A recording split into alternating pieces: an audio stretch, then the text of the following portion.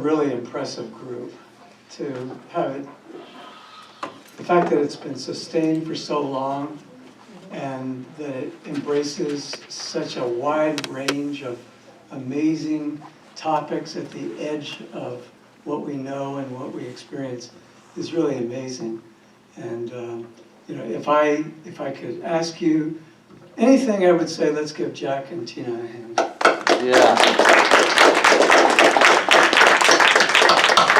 The other thing that I want to say is that the other panelists are very distinguished, and I do want to mention Dr. Manning, who's like one of the nationally known authorities in her field, science religion studies. So it's a little bit like having the monkeys precede the Beatles, you know, something like that. But I will persist. So I want to talk about death in light of life. In other words, if we look at how life operates, the dynamics of life, then we can kind of begin to understand what happens when that's interrupted. What is lost and what continues.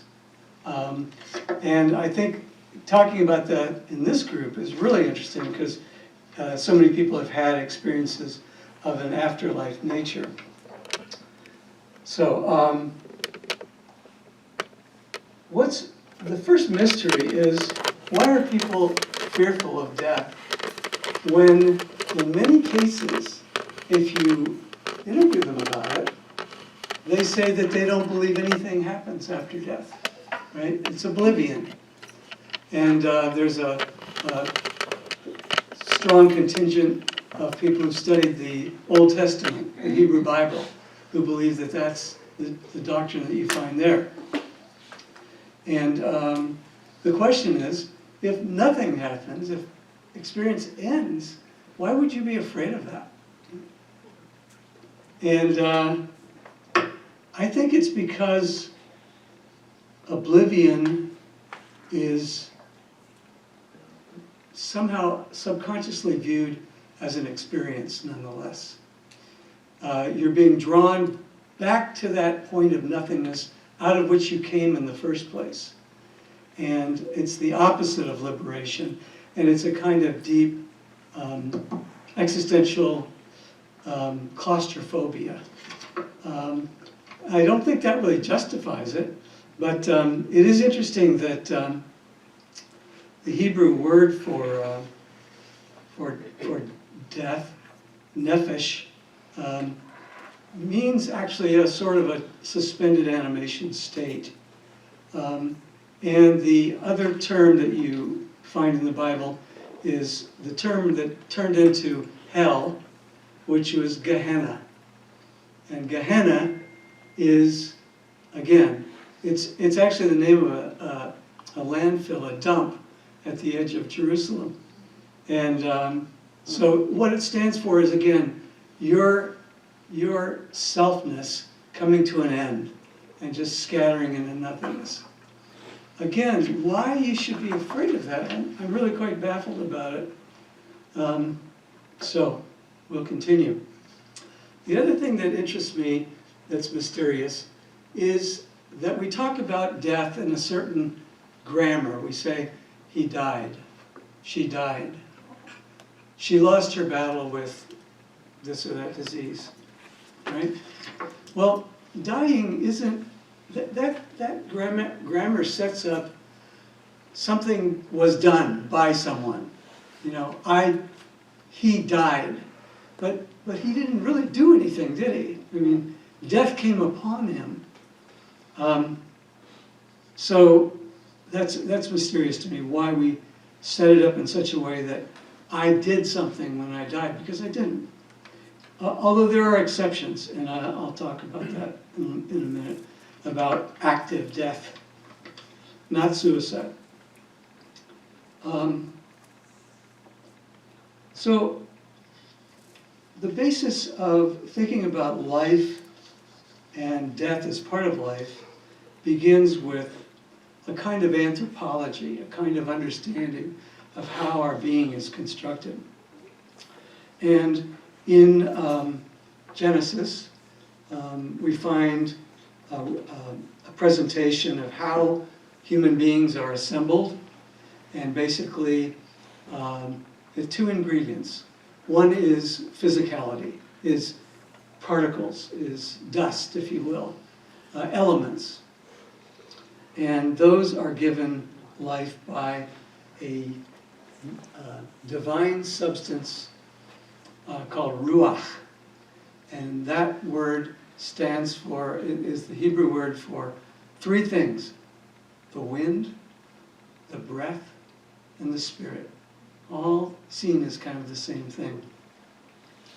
So you have an interaction there of something that's beyond physicality with something that is physical. Then we have the Greek idea of the psyche, the idea that somehow out of this is all pulled together a self. And that self, we can then argue about whether that self is mortal or immortal, what happens to it, where does it come from, and so on. But that's part of it. Then we have the idea of spirit and soul. And I want to talk about that a little bit because soul is very widely misunderstood. And the quickest way, because it's synonymous with the Hindu word Atman and the Greco-Roman term derived from Atman, which is anima, which again is spirit. And all of these are tied together in the Bible by the idea of the imago Dei, the idea that somehow or other we are in the image of God. What's interesting about that is in that text, in that biblical text, it says God created male and female in his own image, in God's own image. So females are as much in the image of God as males. It's right there in the text. Then there's the persona, which is the part of me that remembers things, the part of me that has a will. And so somehow in this, we get the idea that there's the physical and the more than physical. And so that sets up a dynamic of a dualism, right? Dualism is two things interacting together as one. And a lot of people are very uncomfortable with that. For example, science hates dualism. Science wants there to be only one thing, and that one thing is the physical. The idea that there might be some other substance was put forward very strongly by Descartes. So we have something called Cartesian dualism. So we're basically, there's another kind of dualism, though, that I think is more useful to think about. And it's called either indwelling or engagement. Now, I have a 10-month-old granddaughter, and I've been very close with her ever since she was born. They live in my house.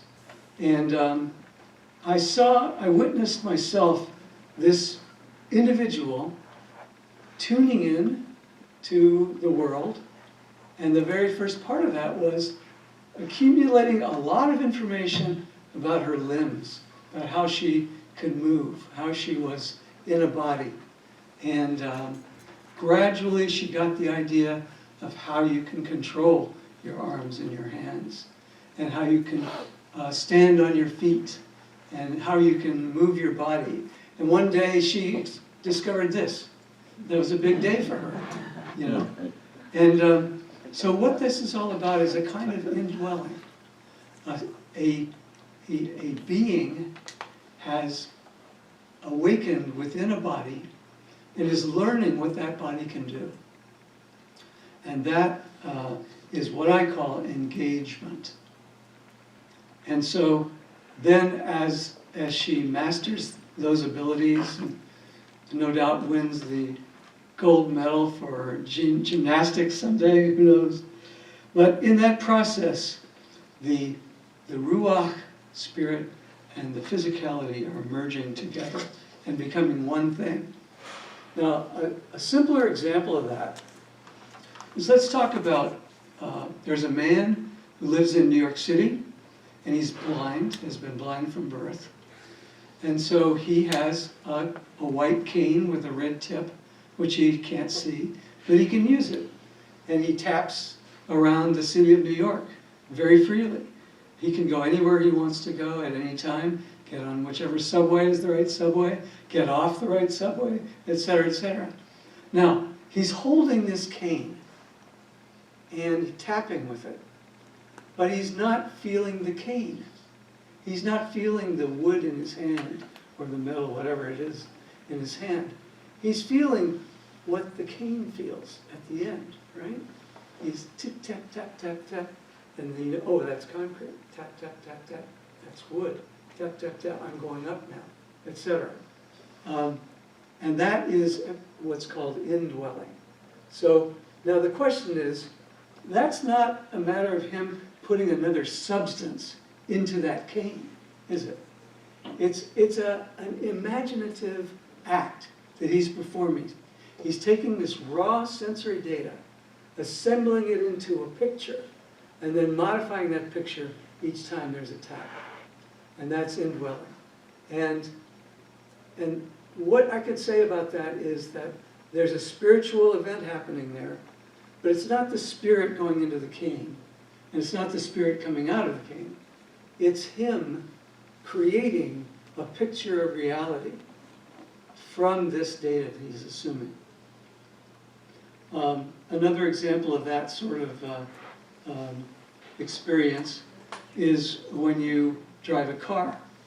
And if you really get into driving the car, you and the car, the separation between you gets a little bit fuzzy. You become part of the car becomes part of you. I remember the first time I went to see a Star Wars movie, and 1978, I think. And afterward, on the drive home, I found I was driving it like a land speeder. I had indwelled it too much. There's an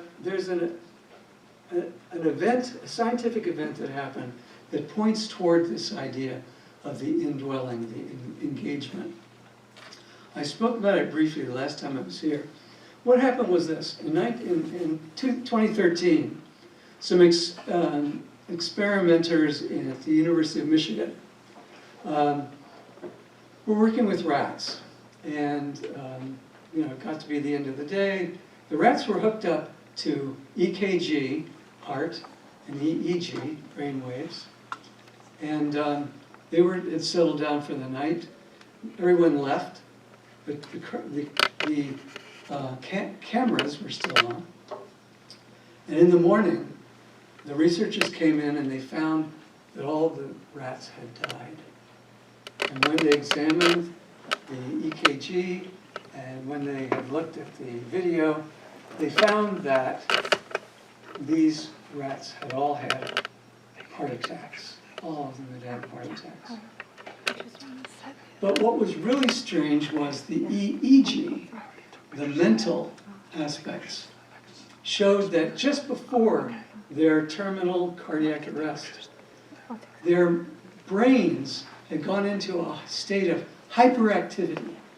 Not like epilepsy, but a very highly organized kind of a state. And then it passed and they were gone. Then they found that this was happening to human beings also, which then implied that there was probably everything in between was also having it happen. And I call it the brain flash. And the theory that was advanced at that time was that this is where NDEs come from, right?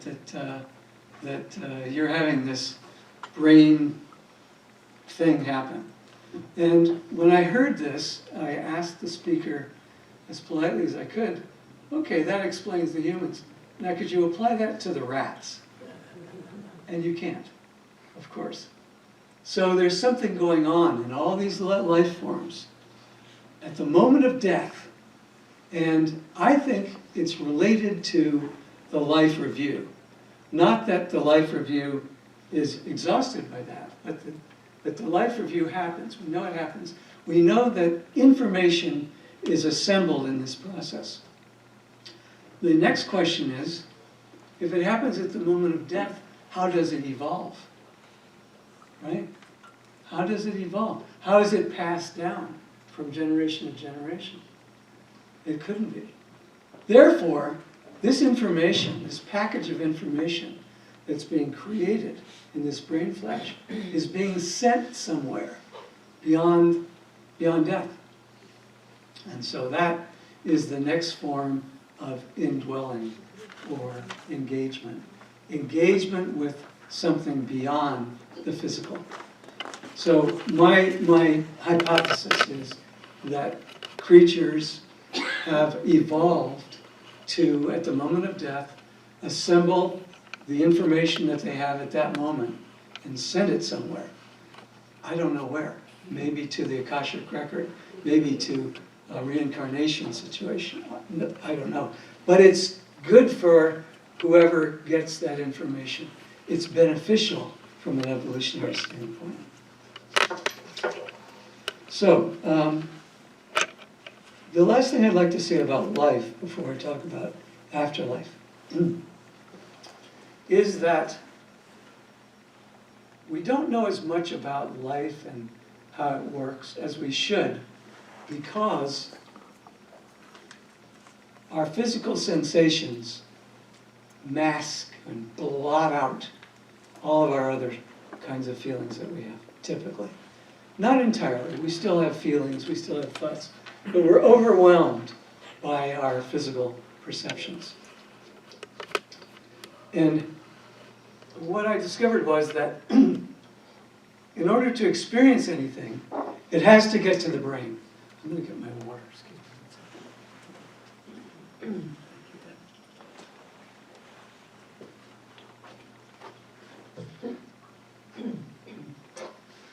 It has to get to our brains for us to experience things. And the connection is with the brain to the mind. So as we sit here listening to each other and thinking about things and seeing things and smelling things, all of that information is being collected by our physical sensations. It has to get to the brain and the mind. But how does it do that? It gets packaged, it gets formulated into a form that can go from physical to mental in the affective part of the body. Now, the traditional name for that affective part of us is the heart. But science doesn't like to use that term unless it's referring to the cardiac system. Even though at one time the heart was seen as the center of our being. So these physical sensations have to go through being turned into an intermediate form before they can get to the mind. So at that point, they're assessed in the mind evaluates, the mind makes a response, the response becomes an intention, the intention is sent to that same center, and then out to the body where actions occur. And all this is happening via the indwelling or the engagement that we talked about. What happens when that's interrupted?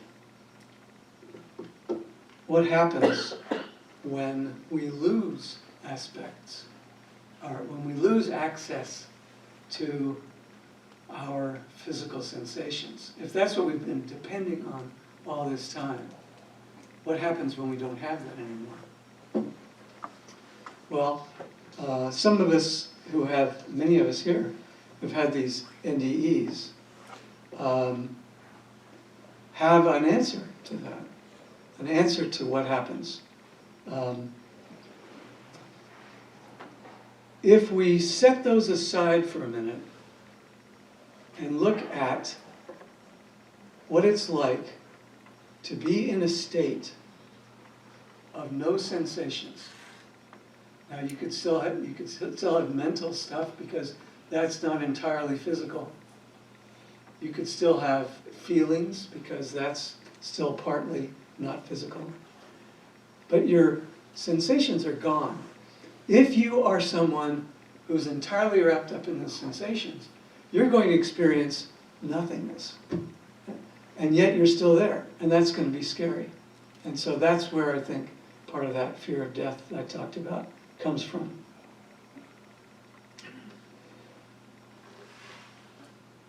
The next thing that happens, according to religious tradition, is a series of activities, a series of events that happen to that soul.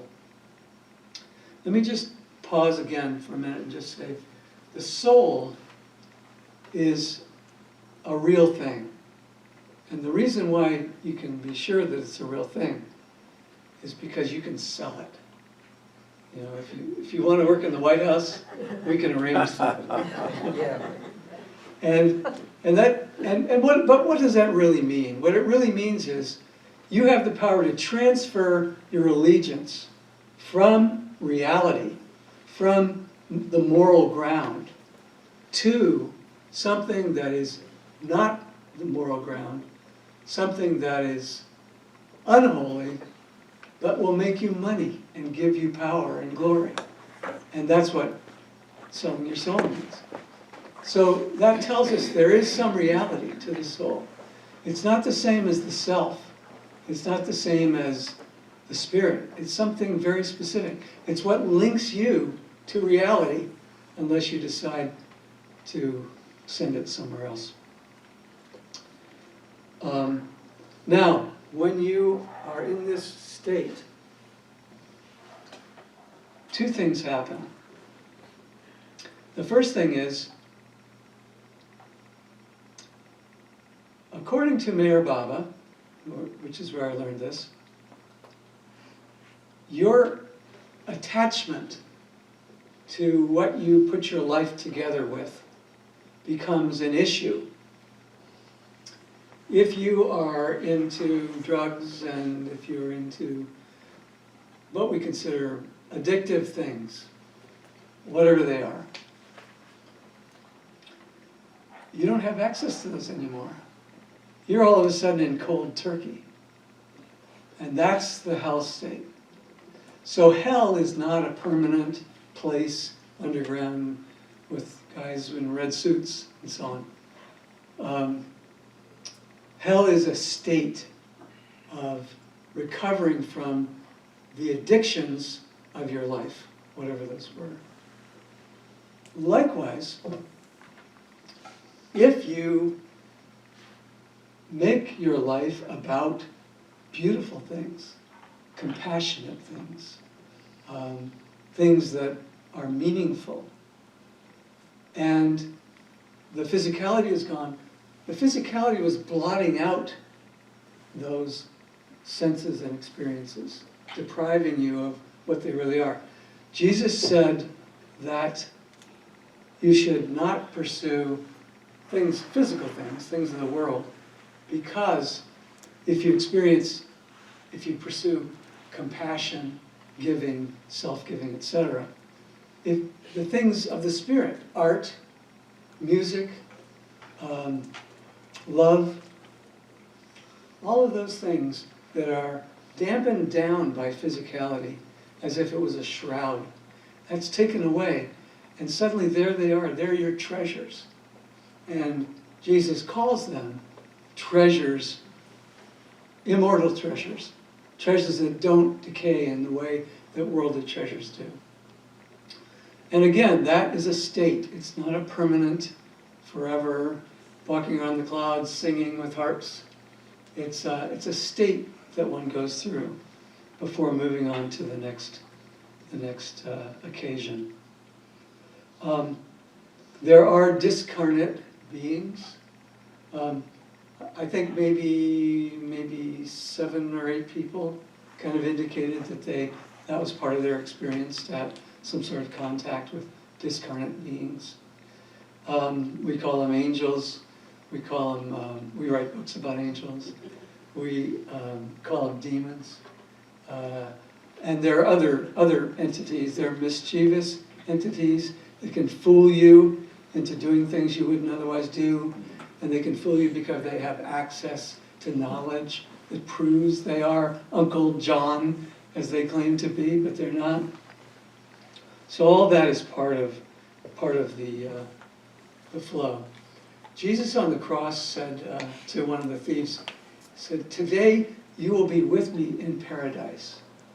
And specifically what he meant by that was the place where we escape this torture. We escape the frustrations and the persecutions that we've endured, and we experience life as it really is. The one last thing that I would like to just sort of talk about is the idea of the judgment. And my hypothesis about that, taking the same sort of logic that there are states and so on, is that at a certain point after you leave the physical being, that you have access to all the knowledge there is, the Akashic record, to the moral ground, what is really good, to reality, what reality really is when all the illusions are cleared away. And it may not be access for a long time, but there it is. And there you are with your life review, and the two come together. And even now it may be happening to some of you, some of us, that we're realizing, wow, I really screwed up on that, wow. And I wish I could apologize to this person. And these kinds of things, that you realize the truth of your life and how it went wrong and how it could have been better. And that's what I think of as the judgment, because that then determines what happens to you next. I don't want to talk about reincarnation because a lot of people are much better qualified to talk about that. But I would say this. I would say that it's quite possible that when we lose our physical connection, that we lose some things that go with that. For example, memories. Some of our memories we access through our brains, through the physical material in our skulls. And if that's gone, do you lose those memories? Or is it the case that you lose the connection to those memories from the physical, but you still have access to them? I don't know. The other thing along that line is, how does the non-material connect us to this physicality? How does it work? And the short answer is this. What it has to be logically it has to be that the most ephemeral thing in physicality must link up with the least physical thing in the ephemeral beyond physicality. And what does that translate down to? Well, we know what the most ephemeral thing in materiality is, and that's the quantum level, quantum. How many people are somewhat familiar with quantum? Okay, that's impressive. So somehow or other, at the quantum level, it's not, the quantum level is where physicality comes from, and yet it's not physical itself. It's no more physical than a mathematical formula or a tune in your head or something like that. And yet it's where physicality comes from. So at that very, very fundamental level, it's like, it's somewhere between a wave and a particle, but not either one, but both of them at the same time. It's a bunch of riddles. And that opens up the possibility that it can interface with something that is not physical, but almost as as real as physicality. And so if you, for example, if you've never had your heart broken, if you've ever had your heart broken, there's something about that that's very physical because you feel it, but there's something about it that's very non-physical. And so those, what we call the affective, is where that link happens, the heart. So I think that's really sort of what I wanted to say is, I just mentioned that if you want to read a wonderful portrayal of the afterlife, it's the summation of the Greco-Roman idea from which the Christians stole their model. It's in the primary book of the Roman Empire, which is called the Aeneid. It's about the founding of Rome. And book 6 tells the stories of how this all works. It's really very detailed and fascinating. So, physicality shrouds, masks, drowns out the higher pleasures that come to you, become accessible when you get rid of physicality. But you don't have to wait to die. You can get rid of it via meditation, right? That's one of the purposes of meditation, is to transcend physicality, to tune into the higher realms, if you will. To become closer to being a part of the shoreless ocean that underlies all of reality. Thank you very much, and you're very lucky to have Dr. Manning, Deb, and Denise here.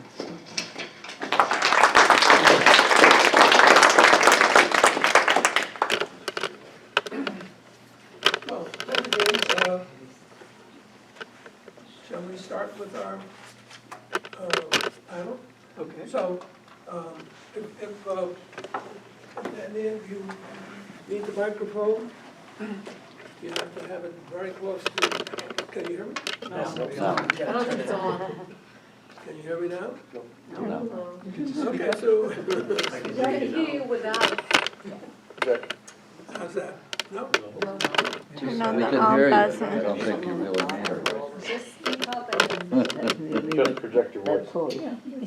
Gotta put the battery in. Well, it was working before. It was? Yes. Turn on the button. You gotta push on it. Push down hold for a while. Put on for 5 seconds. Which one do you have to push on? The power button on the top. Oh, this The one. power. Oh, that one. The Bluetooth device is ready to pair. Now it's talking. So it'll talk to you. The spirit, there's a spirit inside of it. I think I covered that in my lecture, didn't I? Well, There it it must is. be working. Anyway, There it is. Ah, there Oh, you you go. got the Yes. echo on now. Yeah. Yes, it's working. if you prefer, when you wish to speak, to be heard, you can either use the microphone or you can stand and project. Okay. Okay, so that's an option. James, you're on. Okay, well, I'd like to ask my panelists to take some time and react and add new material to the talk. How about you, Dr. Manning?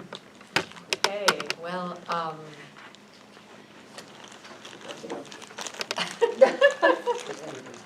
yeah, no, I'm comfortable projecting my voice. It's what I do for a living much of the time. Yeah, so it was interesting listening to James's presentation. I have to say it's kind of a fun synchronicity to run into you here on this panel, because years ago we were part of a group that was talking about, among other things, the nature of consciousness. And so, yeah, it's really wonderful to run into you again. Yeah, I've been conducting a study that is looking at how death and dying, or the end of life, shapes people's understanding of the meaning of life. And I've been really interested in focusing on individuals who are not part of organized religion. And I've interviewed probably close to 100 people by now. And what's very interesting is, you know, what a diverse field that is. When you say that someone isn't religious, that can mean so many things. It can mean at one end of the spectrum that they're atheist. It can mean they're agnostic. For a lot of people, it simply means that they're spiritual but not religious. In other words, their spirituality is something more personal. It's not bound to a particular doctrine or a particular organization. And so people have very different views of what it means to, what the end of life is. And you know, I was interested in what you were asking, the question of why would you fear death if it's oblivion? Some of the people that I've interviewed who identify as atheists would talk about death as a kind of oblivion. They would talk about things like dying, they imagine, would be kind of like going into anesthesia, where you just kind of fade off and then you're gone. And those individuals in general were not afraid of death. I mean, to the extent that people talked about being afraid of dying, it was more about the fear of losing connection to the people you love, or you know, the things that you've been doing in your life that have meant something to you. So I'm not sure, you know, some people are afraid of death, of course. But I would sort of challenge you here to be, maybe raise the question of, I think that perceiving death to be oblivion isn't necessarily a scary thing, right? Not to me. No. Somebody told me that it's just built into us, it's instinctive Yeah. to fear dying. I think it's the fear of not existing, right? It's the fear of me, you know, each of us is very attached to our ego and ourselves as an individual, and me, and even, like, can I even conceive of the idea of not existing anymore? I would like to know about the people who are doing the mass shootings. Yes. Do they have any sense of the afterlife? Would that stay their hand or give them a moment's pause that they might be running into something awful after the police shoot them? You know? I wonder. I don't know, I've never interviewed How many of those 100 are mass shooters?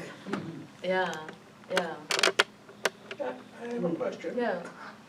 Doesn't the superego play a part in this fear of death, that superego does not want to end? I would agree. You have to be louder because they can't. Ah, No, that's it, We you can gotta hear be loud. We can hear you, Chad. Is that better? No. No. We all heard It was fine. We heard you. I'm taking a minute. We're cutting down on my What is voice. super ego versus just ego?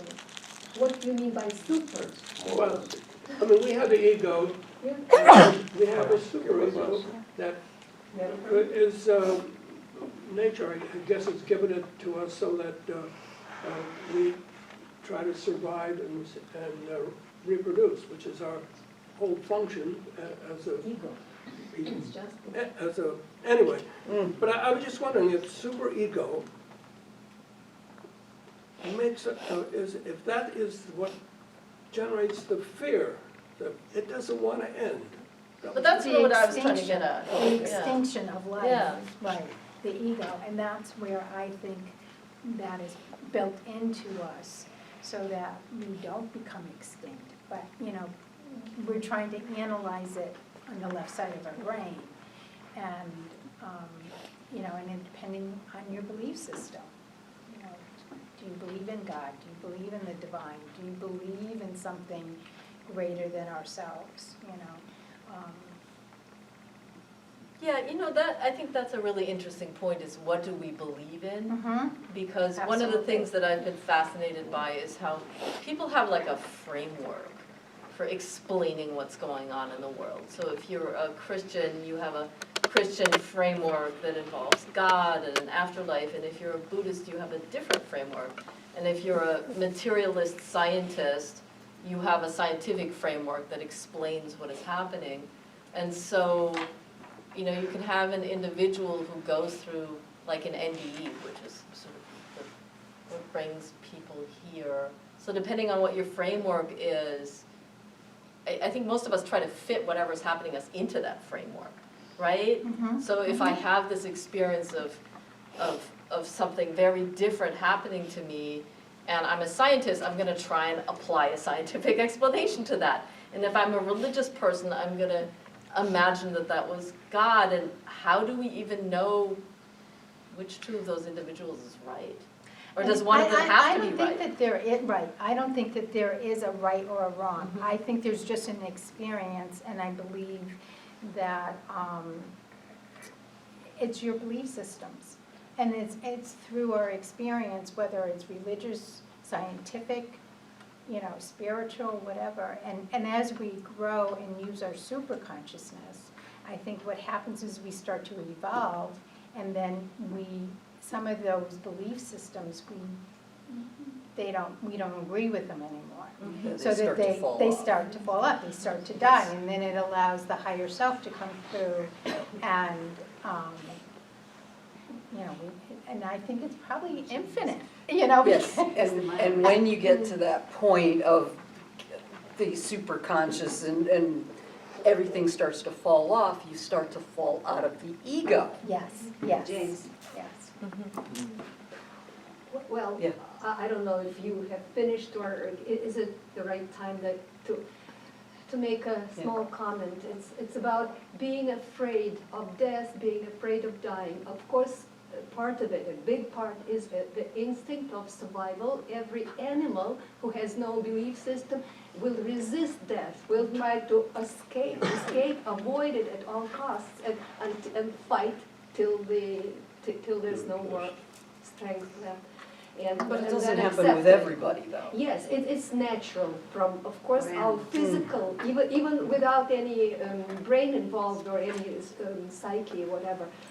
But then I wanted it brought in mind what people are afraid of. It brought me in mind of an interview with the famous writer Ayn Rand. And shrugged. She was a flaming atheist, like totally didn't believe in anything. And she was asked very, very intensely, like to minutest details, and what do you believe? Aren't you afraid that you won't be anymore? You don't believe in life after death? Or that's total annihilation. And she said, so what? But I won't be there to regret, to be sorry, to have any feelings. I just won't be. She said, what I'm afraid of, and I wouldn't call myself an atheist, but I believe, I'm a spiritual person and believe in whatever's after on that side, because I've had a glimpse myself. And what I'm afraid is what precedes. And Ayn Rand said the exact same thing. I share that with her. What precedes this, the pain, the transition towards that. I would just love to, just now I am, now I'm not. Like who said anesthesia? That would be what Mr. Kevorkian did. I would welcome it. I would welcome it. And I believe that would be the right thing, very humane. We do it to our animals, but not to people for, well, whatever perverse reasons, I would say. So that's what people are afraid of pain, of disability, the terrible humiliation of a conscious, developed, spiritual, or whatever person with high intellect and whatever, and be dependent in diapers, in pain, continuous pain, and this is what we are afraid of, but not of not existing, because there will be another life there. That would be, according to Edgar Cayce, readings that I'm in the middle of, like, I can't stop reading that book, The Place We Call Home. It's Edgar Cayce's reading number this, exact words about afterlife. It's the same if you have dreams, when you fall asleep, you have dreams. It will be like that. That's what Edgar Casey predicts, what it or knows, that's the information from his readings. It will be like we have it now in our dreams. You see people, you meet, and everything will depend on how spiritually developed you are in this life. And that will project to what will be on the other side, but it's never too late, even if you are not. I'm sorry taking your time. I didn't expect, it's so well prepared. If you are not even spiritually developed, on the other side, from scratch, there will be beings, benevolent beings, angels, to help you go through, as long as you wish it, as long as you do not push them away, want to follow them. All right, I'm sorry, I can't take more time. Yeah, I know. Did you want to? Yeah, well, you're saying is a very good point. You could say there's words that are symbols to explain a meaning, like you're saying atheist, but agnostic. But actually, meaning of agnostic, if you question and look at things, you can see more. Ego. If we don't want the ego, if, like what you were saying, the framework, if you're in a framework and you want a certain thing, you're clinging and holding onto that. And mentally and healthy for your body, if you don't stay in the framework, if you constantly learn, and it happens to us, because all of us, since we were little children, and since we've grown up, our perception, our looks on life are changed. But there's one thing, the mystics and the myths that we've had in our social cultures have controlled us, but also put us in boxes and in prison and hold us there. But if we keep constantly growing and looking at all the things that are coming out and have an understanding of it, we can grow more. Like, for example, when I was reading the Bible, looking at the Bible, and then I read some other Judaism, other Buddhism, and then I relate to that word in the Bible of what I have read. I said, oh, that is really something. Because I was shocked when I was a kid, when they said, heaven and earth will pass away, but my words will never pass away. And everything is right there. But all of us, even in Aristotle, we've been clinging and holding on to the physical. And we hold on to the physical, and even when we get away from the physical, we constantly be in it. And that puts us in our ego. But if we look at things and see it and experience it, and we can get an understanding of it, like even our senses, we can learn from our senses. Like have a pain, automatically I block myself up and I'm worried about my pain. But I've experienced with my pain and knowing that my body is healing with the pain. And for me to know and understand that pain and know and understand that it's healing, me being okay, I've helped my pain and helped the healing, and I've actually experienced in knowing that. But if you're in a framework and you hold yourself in that framework, you're holding yourself and you're holding on to that pain, you're holding on to the coldness, and you're not allowing yourself to see more. But being open, you look at it, and it's to look at things and say, look at something, no matter what it is, you're saying, why am I happy? And you experience it and look at it.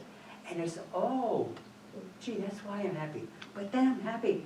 And I says, ah, it's really happy, but all of a sudden, I'm sad. Who broke my balloon? Why? Why am I sad? And I question it and look at that. But also, when I was happy, what was I doing? I was holding my framework. I want to be happy and happy, happy, happy, happy. But to look at it and get away from the good and the bad and look at the dual, not away from the dual, and look at things and see things. And the thing is, I've searched for things for 30 and 40 years, and I would talk to even a child, and a child would tell me something. I said, oh, I've looked for 30 for years, and the child's got it. Yeah. But what happens is, I have to see that, and then when I saw it, I said, oh, now I got it. But then I said, oh, that's only helping me into the next step. So even the new framework that I learned only helps me to grow to the next thing. And even all the things that we have, it's because society, just put one quick thing, society has told us certain things a certain way, so we're thinking, wow, this is great, NDEs, OBEs, there's something. But that's not enough, is to look at it and to grow and apply it and go on from that. And you look at the physical, and you look at the spiritual, and you look at that concept and that concept, and then what you do is you take these concepts and put them together, and you look at it, and you say, wow, this is so complex, complex, complex, but you look at all the complexities, and you look at it all together, and you say, woo, it's really very simple, amen. Jack isn't worried about me talking too much. Thank you. I was gonna ask Deb if she could talk to us a little bit. I think Lou is right in some aspects that we have been conditioned in life to be put in boxes, and when we can move out of that and see that we really are unlimiting because our thoughts create our reality. And I think those that are on that spiritual journey now is learning that we can control our thoughts. When it starts to nosedive, we learn how to bypass that, do a paradigm shift, and get us into more of a positive thought process. Not to poo-poo the things that bring us down, like Lou said, because those are all gifts to us. We feel uncomfortable because that's something that is in us that we need, that is being brought to our attention to work on. And once we understand it and look at it in a different perspective, because to me, my thought process is that the negative and the positive of the opposite thing, it's all one. It's all wisdom. And with archetypes, we learn that there's the shadow side and then there's the light side. So we may be in this shadow side and we're seeing that. Somebody's presenting it to us. And so we realize there's some work, internal work that we need to do because it's all about ourselves. That we want to expand and we want to grow our super consciousness and live in that environment. Because once we can do that, then we see through the veil and we can see the layers and the different dimensions. And that's where you find the downloads. Like I'll look at the Bible. This is very, if I'm in the third dimension, I'm viewing it as per word. But if I'm in a higher state, I've meditated and I'm reading something now, I can see another layer in that Bible of what it's actually talking about. And I think that's what your perception was saying. And it gets you away from the ego. Yes, Because you're growing, not holding on. And you get away from the ego and you don't realize it. You don't even know it. Right. And until you start the journey, then you start to see the ego. And it's not a bad thing because the ego kept us alive. I mean, I just read now that there's 60% of the animals that are extinct. I mean, that's horrible. And, so we do have that innate fear of our extinction because nobody wants the human beings to be extinct, right? So. I think if we voted, we might lose the vote.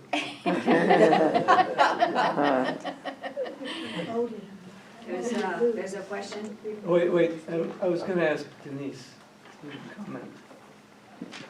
Oh, boy.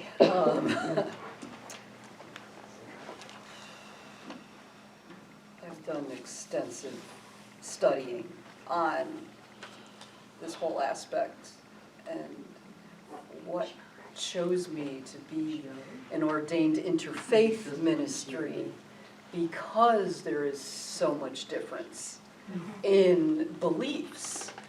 And from when I was, I had, I'll give you a little story. I had Pentecostals come to my house, an apartment when I was living in Florida. and they had some pamphlets for me, and they asked to come into the house, and he says, "These are for you. You can keep this book. This is the book for you." And I was probably about 27, 28 years old. And he goes, "So this book is for you, and I want you to read this over on the back of the cover. Now remember, this book is for you. If you're not afraid to die, will you sign this?" I looked at it. What does it mean? Once again, if you're not free to die. No. If you're not if- afraid. Afraid. Sorry. And he goes, "If you're not afraid to die, sign here, please." And I just signed it. And he,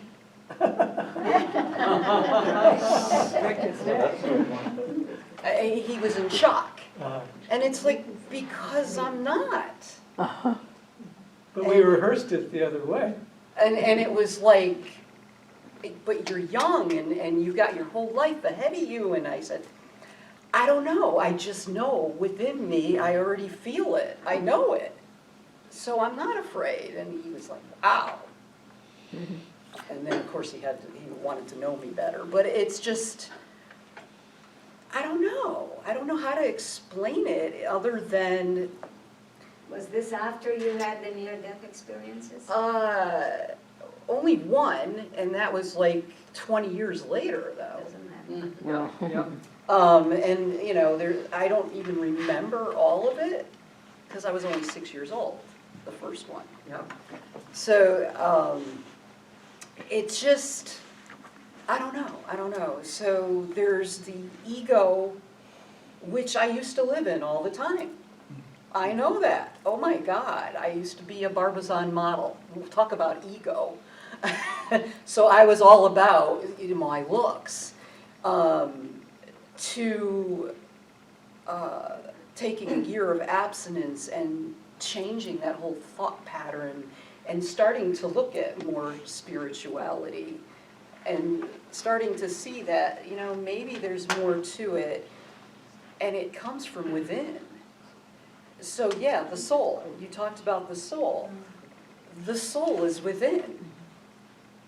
And so whatever you treat the soul as is your soul that has been gifted, I believe. It gets stuck into our human body. We've zipped up our human body, and we're walking around with this soul, and it's like, you know, it's a gift, so let's try to take care of it somehow. And then there's this heart that beats within it. Well, you know what? In every religion, they talk about love. In every single religion. Treat people with kindness. In every single religion.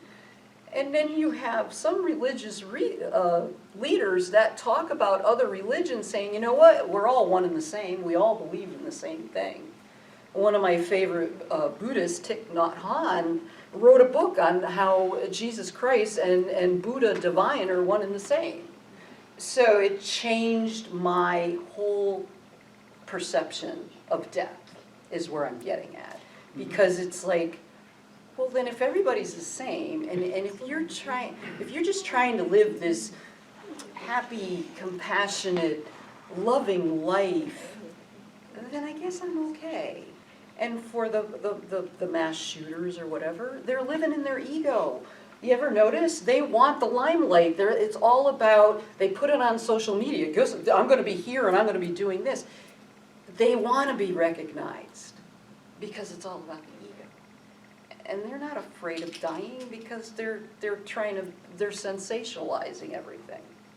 And so it's kind of interesting. For a cause or something. Yeah. And Just one short phrase about mass shooters or whatever. Some people, there are such people who want to commit suicide, but they want to take a crowd with them so that they're not, like, I mean, that's the mentality, like to share, like to vindicate themselves. Okay, I will be gone, but you, 100 people will be gone with me too. Yeah. There you are. Crystal, any comments?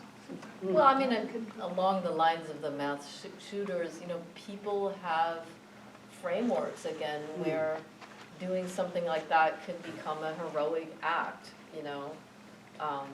If you're killing a bunch of people for Allah, you will go to heaven. If you're gunning down an abortion provider, you're doing God's work, you know?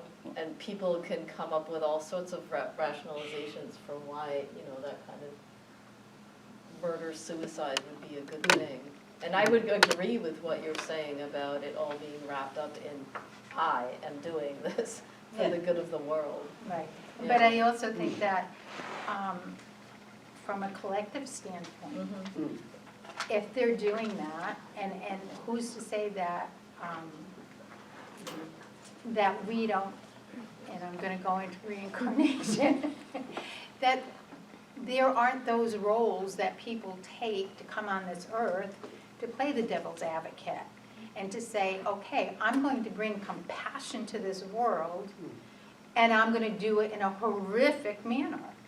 I will tell you, I had prophetic dreams, but I also, like, every day, for 27 days, I don't know how to, the Newtown shooting of the kids, I felt that every single day for 27 days, 26 days. And there were 26 kids. Yeah, and I knew it was kids, and I thought it was my granddaughter at first because she was fairly new in the family, but then afterwards I was getting like it was not, and my heart literally was breaking and pulling apart and shattering, and I didn't know, I just was giving it up because I said I don't know what this is and how to handle it and all that other stuff, and then 3 days later the shooting occurred.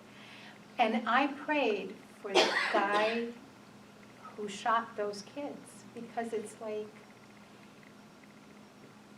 he did this, he chose this, you know, he chose this to come to this earth. And why? We needed compassion. We needed to change we need to change society. And how best to do it when we're so numbed out with our stress and our, let's just go to work, do what we gotta do, come home, and just ignore what's going on. And so to me, it's something that's bringing us to look at the collective, like where are we headed and where do we need to change, you know, inside ourselves, because when we change individually, we are changing the collective. So when we do the work on ourselves, that stuff out there isn't going to happen.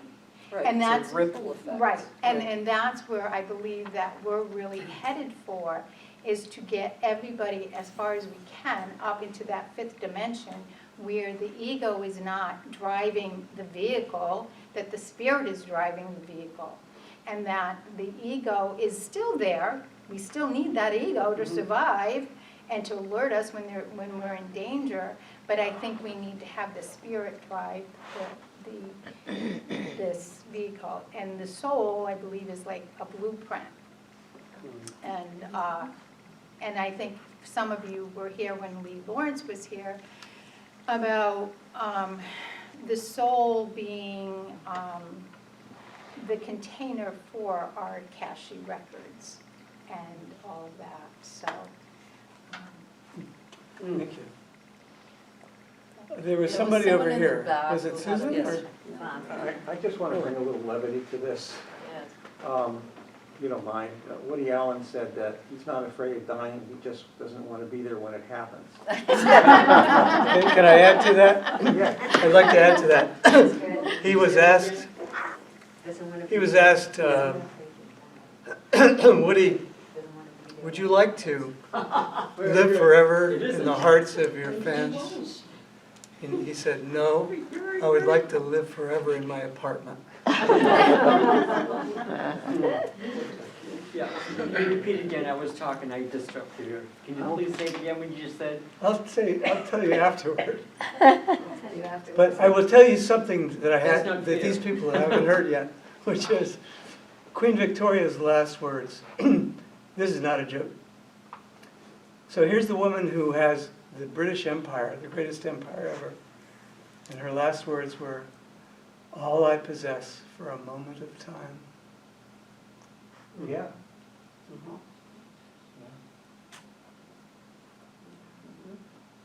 A moment, just a moment. Because the empire meant nothing at that point. Right. Mhm. Can't take it with you. Yeah. And I think when you come back from a near-death experience, that's what you've learned. Yes. You know, none of this matters. None of No. it. Just as long as you're in that love and you can experience life, no matter what it is, through love.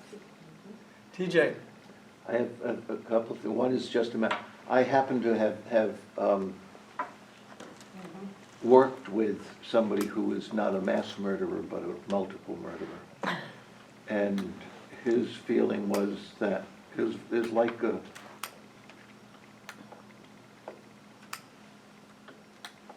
I'm trying to use words that the ladies would not be offended by. It's okay. He was so, well, I still believe in ladies. It's a nice, Just speak up so we it's can a hear. funny you. thing that we do. Louder. No, that he just felt that he was damned, and what the, as long as I'm doing it, I might as well do it upright, so why not do it, you know, make waves, and he, you know, went out and the belief did some more. boomerang. Yeah, he figured, you know, what the heck. I'm wondering, how can we talk of the ego as separate from the soul? The ego is you, and your soul is something you have. No, I understand what that is, but how can, it does not make sense to me that you separate them. But the soul is something you have. The ego has a soul. It's a thing. So what part is you? What's that? You just used the word you. You said the soul, the ego is Yeah. something you have. Who's the you? Or The what's the ego you is- consist I of? think the ego is supposed to be, The human.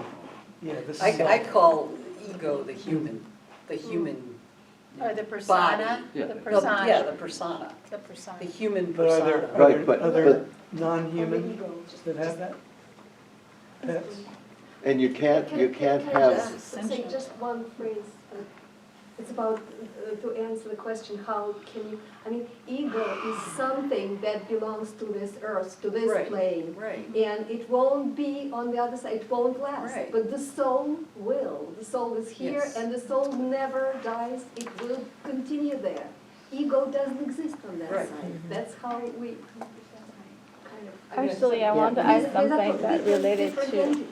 They your are same question. ministers. Of course, they're merged on this plane only.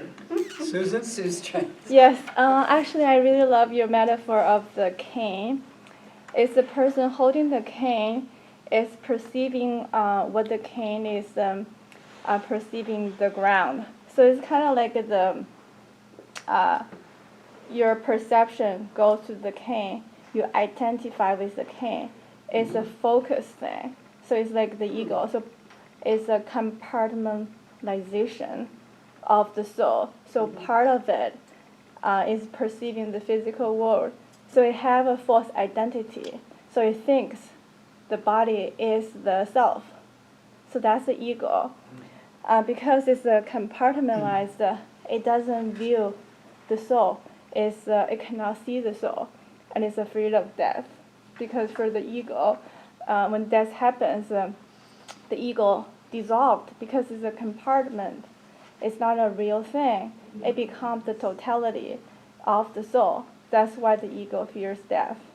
And it thinks the cane is the only thing. But this is a blind person maybe holding 10 canes in the past. But at this moment of time, it's holding this cane. So part of it thinks that's the only cane, that's only perceiving, that's the only reality. Maybe it's going uphill, and I think, okay, this is what it's like. Maybe next time, changing a cane at a different place, it have a different experience. So the soul is extracting all the information of the physical perception. It's in the totality. But when you're living a particular life, you don't, the ego doesn't perceive the extended memory, only the here and now. the human life. So that's so I really love your metaphor. It explains a lot. You really applied it well. Yeah. I'm getting an image of somebody walking with a cane to the end of the cliff and going over. TJ, you had something else, didn't you? Didn't you have something else? Yes, Dr. Manning, this is, in your introduction, for first remarks, you said, you referred to the term end of life. Yes. And it seems to me that the basic question for me is that the end of life, which I think in your context you meant awareness, okay? Yes. But we're talking around the fact that we aren't accepting the fact that we end life then, that we end up manifestation, but the life somehow goes on.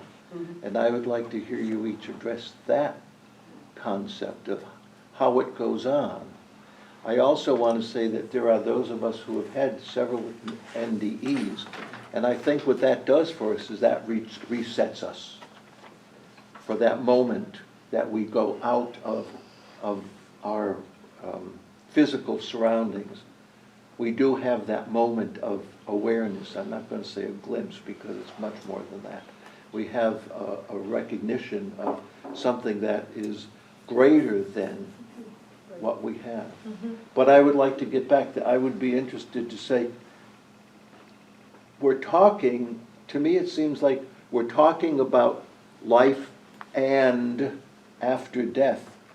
But if we're talking about life as a continuum, that I don't think people are afraid of so much. I think it's the life of awareness is what most of us fear. But I'm a Dionysian, so I don't. What does I that put mean? it all together. What does that mean? Well, I feel that you can't have a body without a soul, and you can't have a soul without a body. That they are interchangeable. That they are aspects of the same. Okay, but if you are your body, why do you need the word body? Right? Well, I mean, I'm trying to keep it keep it simple. Yeah. But I think that that's a really interesting point, this question of, we use the word end of life. Yeah. What does that even mean? And to respond to what you were asking, there are some who would say that, the body is a container and the soul lives Right, there. right, And then right. when the body dies, then the soul goes on to heaven or something else. And then there are others who wouldn't separate that so much. Like one of the individuals that I interviewed is a chemist, and she's very much a scientist, and she doesn't believe in disembodied souls. And yet she had a perception of life continuing. She thought of some aspects of our existence are kind of energetic, and then some aspects of our existence are more material. And when I interviewed her, her husband had died, and it was a really tragic, awful cancer death, where she cared for him until the end. And she talked about how, her framework was about, it was more about nature. She felt that, when she died, she would become, the physical parts of her would become part of the earth. And the energetic part of hers would go back out into the universe, or circles, continue to circulate somewhere in the universe. And she thought that she would, but she didn't believe that she as an individual could continue to have any consciousness in the way that she had consciousness now, because, as what I understood you to be saying, she thought that she needed her body in order to have conscious thoughts and have a sense of self. I think And so I feel like, different To me personally, I feel like it's this great mystery, you know, different people have different experiences and different theories. Yeah. But I wouldn't claim to say that I know. Yeah, I'm sorry that Rabbi Ken isn't here because Yeah.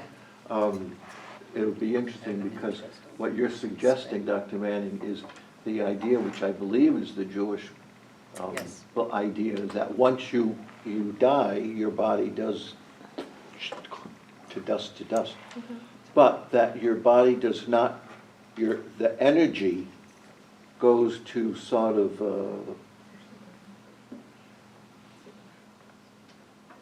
amoebic Right. sort of. So there's a saying, at a funeral, you should have a physicist come to a funeral. Because a physicist is gonna tell you that whoever it is who just passed on really didn't pass on.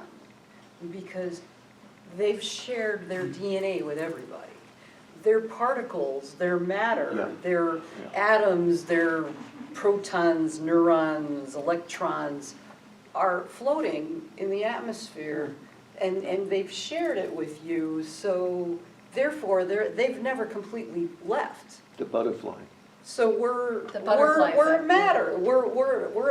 I'm a amoeba, like a blob of matter right now. But you know, with an image, so to speak. And then when you pass on, according to a physicist, your particles just go around. Well, if we're giving off energy, Yeah, then the energy right, because just Earth, goes everything is energy. infinitely. You know, I mean, the Earth Yeah. vibrates at 7.83. I mean, we're all energy. Yeah, I mean, It's in kind of modern cool. physics, Cartesian Yeah. dualism disappears. Yeah.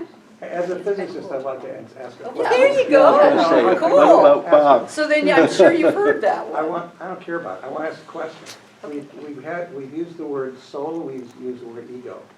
I don't think anyone knows what consciousness is. I think it's almost a meaningless question. I don't want to get into that.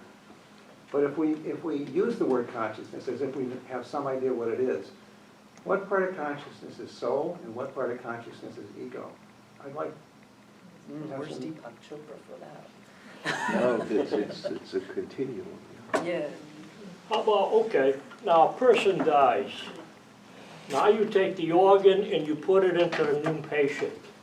The new patient isn't it? takes on Yes. the traits of the dead person. No brain, no thoughts involved, DNA. okay?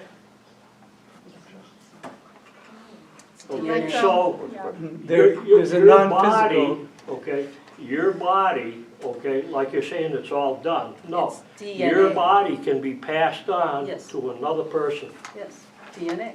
okay? No, No? it's not the DNA, you take on the traits of the person And memories too. that the Yeah. organ came from, okay? But There's do even you? been the cases where, okay, one guy committed suicide, okay? They took the organ, another guy got the organ, okay? And he was nowhere involved with suicide. He committed suicide. Okay, he had picked up suicide tendencies and killed himself. Yeah. I wonder if that's because it's supposed to be imprinted, that we get everything from And he passed did, down, and that because it's replicating itself, and we have consciousness in the cells, because they can go, there's certain cells that will reproduce. If we need cells in our liver, it's gonna go to our liver and it's gonna reproduce. So I'm wondering, this isn't the brain telling it to do it. no, Yeah, but they're but- finding out no. it's really not our brain that's No. containing Exactly. the consciousness. No, it's the Exactly. cell. It's the cells itself, Right. and It's the so, cells itself. and because it was in a body that had already had that, whatever you want to call it, that imprint, it came into the body. I will tell you that, there was a person that I had met, and his, how was it connected? I met him on the internet, and him was his nephew that needed to have a double lung Transplant. transplant in Canada, and he had 3 times 2 of them had already Failed. failed. And so he asked me if I would, I do Reiki, I'm a Reiki master also, and I'm also a medical intuitive. But what I did was I cleared the energy from the lungs before it actually got transplanted into the body. And so far, knock on wood, it's taken. And no one had ever thought about clearing that energy from the lungs so that when it got transplanted into that body, it would not contain the imprints. From you. And he did wonderful. I mean, I all day, I was praying like a monk. I mean, I was going through the medical body and going through and clearing everything I could think of. And it was successful. And I had other people praying for him. So again, Lynn McTaggart, she's, the 8 people praying for you, So hopefully some of that stuff was helping that person. Wouldn't the host body override the small part of the energy? I mean, they meld, the energies meld, but the host body is dominant.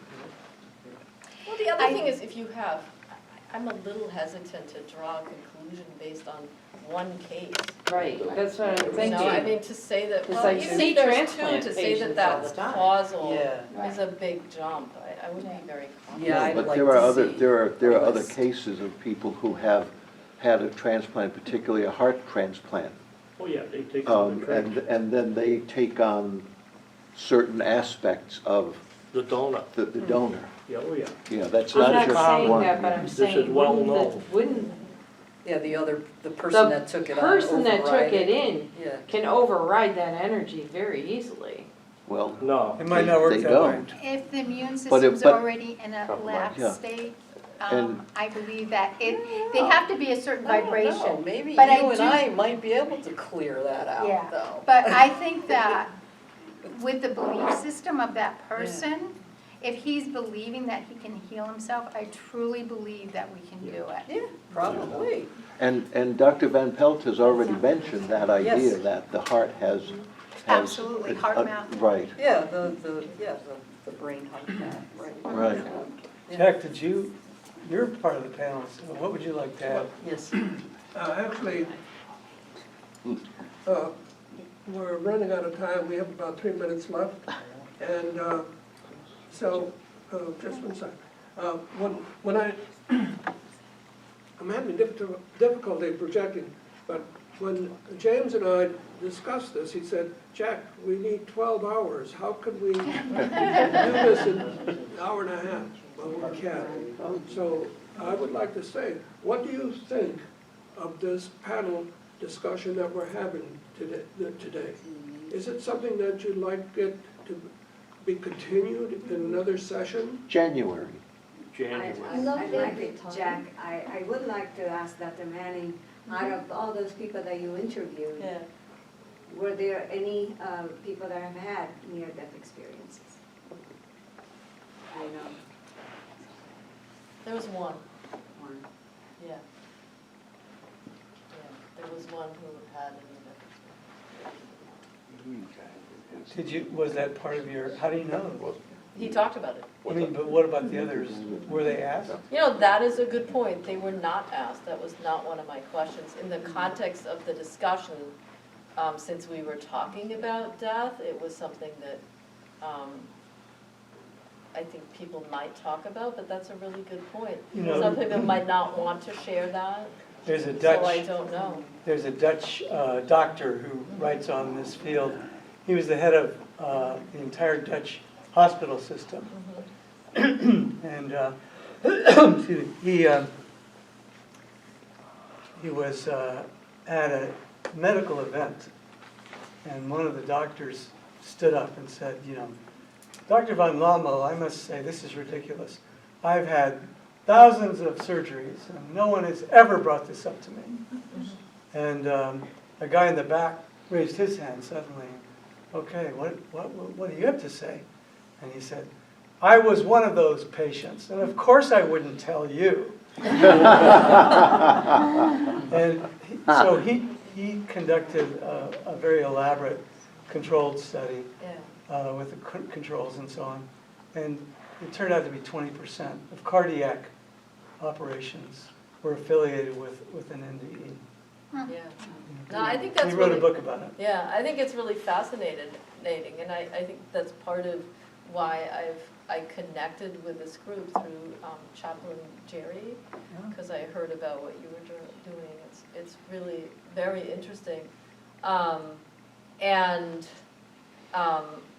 I would love to talk to anyone who'd be willing to do an interview for my study about your experience. I have some flyers. Actually, this might be a good moment to pass them out. I'll pass it for you. Thank you. And my email address is on there because. So your study is still ongoing? Yeah, it's still ongoing. It's funded by the Templeton Foundation. And I think it would be really great to have some people in the study who have had this kind of experience because, like I said, I've only got one. Okay, so I'm asking you, would you like another session similar to this? Yes, Could I have, raise your hand if it's yes? in the future. Okay, Yes. and, No, in the Yeah, past. next month. Well, yeah. I live in the present, so yes. Jack, I would, but not every session like this, but once in a while. It was interesting. Not each, Oh, not when you have everything, I would like to hear. yeah, we That's good. just got Oh, started. thank you. Thank you. Awesome, thank you. Once in a while. And we'll work that out. Is this a cell phone? Now, Can't be part of this. and, I have to be like TJ. I have to James, hang out with him. would you like to make a closing statement, and then we will have Natasha read a poem. All right. Jack, excuse me. Awesome, I just thank you. want to say something about the notion of transplant. I actually am transplant recipient for kidney transplant, and yes, and the person does take on some type of a trade from the donor. For me personally was sweets, which I never liked them. I was against chocolate. If you give me a chocolate and a lemon, I'll take the lemon, but after the transplant was gradually into sweets. So it took me about 6 months to wean myself gradually off the sweets. Why did you do that? Chocolate, come on. Yeah, but it just didn't, my body didn't like it very much because I was not used to it. So, but after a while, it actually, I still have a little here and there where I like the sweet, but it wasn't a constant. It was almost like a junk food junkie. That's what I became. Instead of having regular meal, I would rather have chocolate and chips, which that was very unusual for me. And so it took me a while to wean myself off. But yes, you take on a little something. I wonder if after 7 years it would disappear. Why 7? Well, because we're told that your body, the cells Oh, change renews every itself. 7 years. Yeah, Either it's that not or about just, that. you know, see a shaman. It's not that physical. It's somewhat physical, but not that. People change. Well, even the 7 years, the self renewal is still the donor cell. Right. It's donor DNA. But your cells, I believe, I thought I got a lot that your First of all, I cells would would appreciate, will hold on, everybody. Yeah, time Yeah, but new cells still from the old. Appreciate that James will do the closing It's a statement, tissue type. and then we will have the poetry and then the meditation. Yes. I think that, well, first of all, it was a great panel. Thank you all very much. Thank you. You know, what's interesting to me about tonight's discussion is that there's a gap between people's actual experience, anecdotal experience, and science and how it handles these things and what it tolerates. And what I think is challenging and interesting is to try to bring those together by using what limited data we have and logic, and putting them together and letting them point the way back toward the anecdotes, so that we have something that's more than just, oh, they had a dream, or it was the anesthesia or whatever. We have a grounding for our experiences. So that's my interest in what I tried to do tonight. Thank you.